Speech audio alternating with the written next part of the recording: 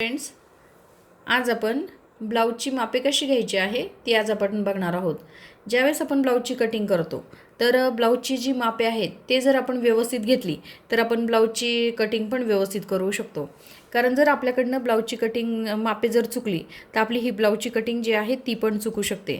तर त्यासाठी काय करावं लागतं, ज्यावेळेस आपल्याला हे माहिती पाहिजे की आपल्याला ब्लाऊजची जी कटिंग आहे ती कशा पद्धतीने करायची आहे आणि ब्लाऊजची कटिंग करताना त्याची मेजरमेंट पहिली आपली खूप महत्त्वाची असते। तर ज्यावेळेस आपण ब्लाऊजची मापं घेतो तर ती मापं जर व्यवस्थित घेतली तर आपण त्याची कटिंग पण व्यवस्थित करू शकतो।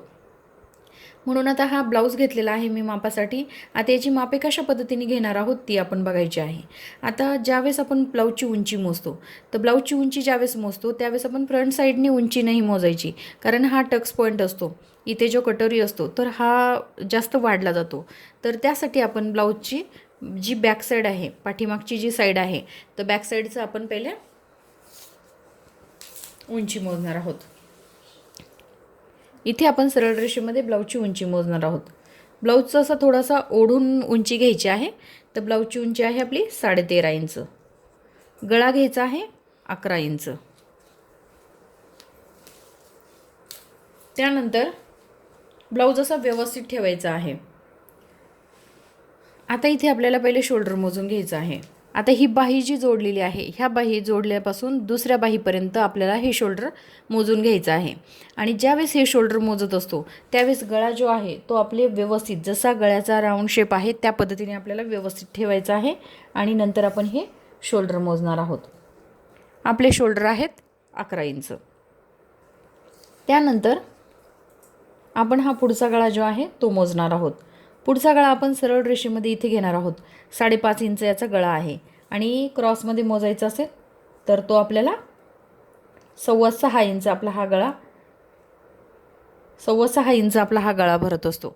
आणि आपण असा सरळ रेषेमध्ये घेतला तर 5.5 इंच, त्याला राऊंड शेप झाल्यानंतर हा गळा बरोबर जेवढा आहे तेवढाच बसत असतो।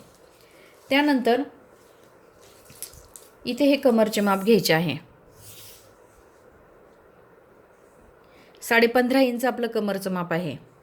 एक साईड जे आहे ते 15.5 इंच म्हणजे 31 इंच राऊंड शेपमधलं कमरचे माप जे आहे ते आपले 31 इंचाचे आहे। त्यानंतर छातीचा चौथा भाग मोजणार आहोत। छातीचा चौथा भाग आहे आपला 9 इंच। छातीचा जो चौथा भाग आहे तो आहे आपला 9 इंच। म्हणजे हा 36 छातीचा ब्लाऊज आहे। याची पूर्ण उंची पूर्ण छातीचा अर्धा हा 18 होतात आणि डबल केला तर 36 इंच होतात। पण आपण सिंपल मेथडमध्ये छातीचा आपण चौथा भाग प्लस आपण 1.5 इंच घेतलं तरी चालतं। तर इथं आपला छातीचा 1/4 जो आहे तो निघतो आपला 9 इंच। तर आपण हे छातीचे चौथे माप घेत असतो। त्यानंतर आपल्याला हे कटोरीचे माप मोजायचे असतात।